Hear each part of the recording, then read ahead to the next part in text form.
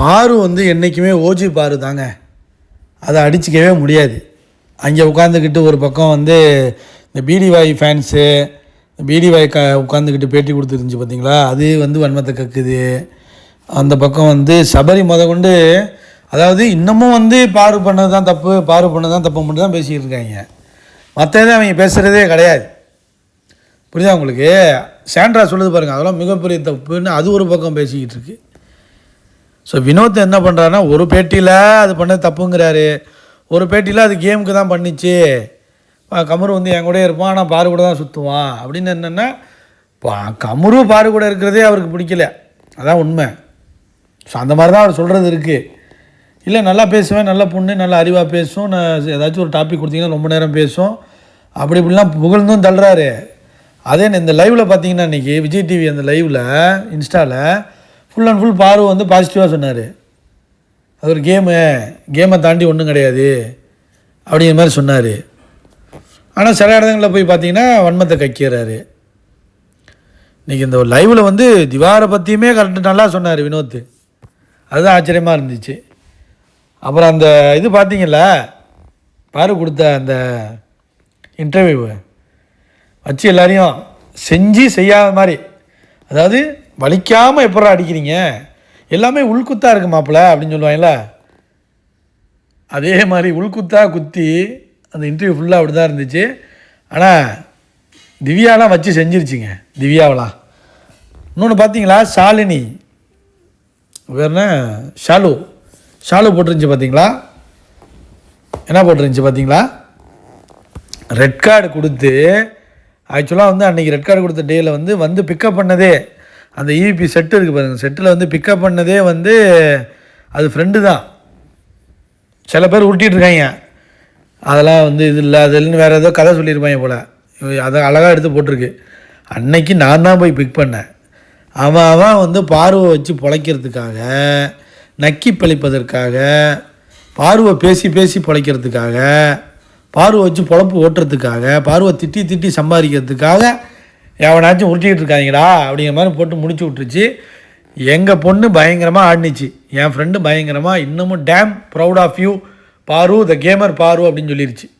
அது ஃப்ரெண்டு பொழந்து விட்டுருச்சுல்ல. ஆமாங்க, பாரு வந்து என்ன மாதிரியான கேம் ஆடினிச்சு உள்ள, ஃபஸ்ட்டு டேலேருந்து லாஸ்ட் டே வரைக்கும், வெளில வர வரைக்கும் ஒரு கேம் இருந்துக்கிட்டே இருந்துச்சுங்க. இடையில கொஞ்சம் இந்த கமருவை லவ் பண்ணும்போது தான் கொஞ்சம் டவுன் ஆகும். அதுவும் இந்த அரோரா வந்து அதையும் ஒன்று ட்ரையாங்கிள் மாதிரி க்ரியேட் பண்ணிட்டு போயிட்டா. அவள் கொஞ்சம் வேலையை பார்த்து 90 நாள் 100 நாள் வரைக்கும் இருந்துட்டு போயிட்டா. அவள் 107 நாள் சம்பளத்தோடு போயிட்டால, இதோட என்ன வேணும்? ஆனால் என்னன்னு தெரில, சம்பளத்துக்காக வெயிட்டிங்க என்னன்னு தெரியல. வெளியூர் போகிறேன்னு சொன்னால் இன்னும் போகலையே. பியானா கூடலாம் போய் சுற்றிக்கிட்டு இருக்கு, அன்பு கேங்கெலாம் ரீயூனியனை போட்டு சுற்றிக்கிட்டு இருக்காங்க. ஸோ ஓஜி பாரு வந்து சம்பவம் தான் பண்ணியிருக்கிறதுல உள்ளுக்குள்ளே. ஆனால் இவங்க வந்து வேறு ஏதோ போட்டுக்கிட்டு இருந்திருக்காங்க. அந்த கடுப்பாகி அது ஃப்ரெண்டு என்ன பண்ணிச்சுன்னா, நான் தாண்டா பிக்கப்பே பண்ணிட்டு வந்தேன், அது ப்ரௌடாக கேம் ஆடிட்டு வந்தாடாவ. அவங்க அம்மா சொன்னாங்க தெரியுமா, பாருவோட அம்மா, பாரதி கண்ட புதுமை பெண்ணை எப்படின்னா ரகடாக இருப்பார். அவர் சொன்னது பாரதி என்ன சொல்லியிருக்காருன்னா, ரகடாக இருப்பா என் பொண்ணு, எதிர்த்து நிற்பா, கோலையாக உட்காந்துருக்க மாட்டா, பாசம் அன்பு மட்டும் காட்ட மாட்டான், அன்பும் காட்ட தெரியும், அதே நேரத்தில் கோபமும் பட தெரியும், அமைதியாகவும் போக தெரியும், ஆக்ரோஷமாகவும் போக தெரியும். ஸோ அந்த மாதிரி வந்து அவங்க அம்மாவும் சொல்லியிருந்தாங்க. அதாங்க சொல்கிறேன், கேம் இஸ் எ கேம். அதாவது இவங்க என்ன பண்ணுறாங்கன்னா, அந்த கேமே வந்து சண்டை போட்டால் சண்டை போடா ஏன் போடுறேன்னு கேட்பாங்க. எதுவுமே பண்ணாமல் சும்மா இருந்தீங்கன்னா ஏன் பண்ணலம்பாங்க. நல்லவன் அன்புனா ஏன் அன்பு காட்டுற, வெறுப்பை காட்டும்பாங்க. இதுதான் அந்த கேமு. அப்புறம் எதுக்கிட்ட பிக் பாஸ் நிகழ்ச்சி நடத்துகிறீங்க? பாரு மாதிரி ஆளுங்களை உங்களால் சகிக்க முடியலன்னா, உன்னை தாங்க முடியல, ஏன்னா அவள் வந்து மக்கள் மனசில் இருக்கனால உங்களால் தாங்க முடியல, வயிற்றுச்சலில் பேசுகிறீங்க. அவள் மூஞ்ச போட்டால் தான் தம்ப்நெயில்ல அவள் மூஞ்ச போட்டால் தான்டா நீங்கள் பார்ப்பீங்க, அவள் மூஞ்ச போட்டால் தான் நீங்களாம் வந்து சோறு திம்பிங்க. அவள் இல்லைன்னு வச்சுக்க பிச்சை தான் எடுக்கணும். இந்த சீசனை பார்த்துட்டு எவன் மூஞ்சாச்சும் போட்டு ஒரு வீடியோ போடு, திட்டி போடும்போதும் பாரு மூஞ்சி தான் வேணும் இவங்களுக்கு. புரியுதா உங்களுக்கு? சந்தோஷமாக போடும்போதும் பாரு மூஞ்சி தான் வேணும். போட மாட்டாங்க, எவனும் சந்தோஷமாக போட மாட்டாங்க. நான் அவளை வைத்தறிச்சலில் இருக்காங்க பாரு மேலே, கமரு மேலெலாம்.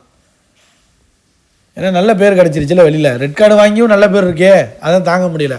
அப்புறம் வந்து பாரு வந்து போட்டிருக்கு பாருங்கள் ஸ்டேட்டஸில், அது போன ரேலி, அப்புறம் வந்து ஃபேன்ஸ் மீட்லலாம் அவங்களுக்கு கொடுத்த கிஃப்ட்டு பார்த்தீங்களா, அந்த ஒரு மாதிரி ஃப்ரேம்லாம் கொடுத்தாங்கல்ல.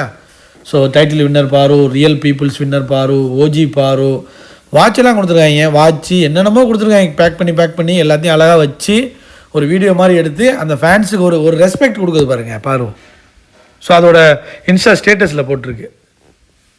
ஸோ வைப் வித் பாருவில் வந்து யூடியூப்லேயே போட்டுருச்சு இன்டர்வியூ, ஃபில்டரே இல்லைங்க, பயங்கரமாக இப்போ வச்சு செஞ்சுருக்கு. அதாவது தடவையும் கொடுத்துருக்கு, தடவை கொடுத்து அடிப்பாங்கல்ல, அதான் பாரு.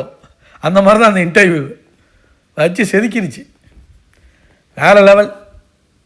ஸோ இதை தான் எதிர்பார்க்குறோம் பாருக்கிட்டேருந்து. கண்டினியூஸாக வந்து உன்னோட ஒரு யூடியூப் சேனலில் வந்து போட்டுக்கிட்டே இருமா, ஹேட்டர்ஸை கதற விடுமா, கமெண்ட் பண்ணுங்கள்.